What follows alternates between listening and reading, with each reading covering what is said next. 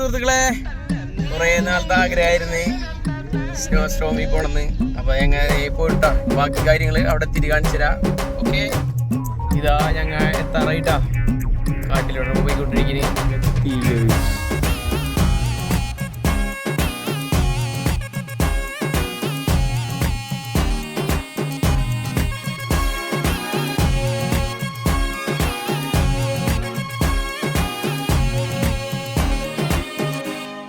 चिपक चिपक के चलती है कभी कभी तो राहें, जुड़े जुड़े कुछ ऐसे के लगा हो जैसे दम।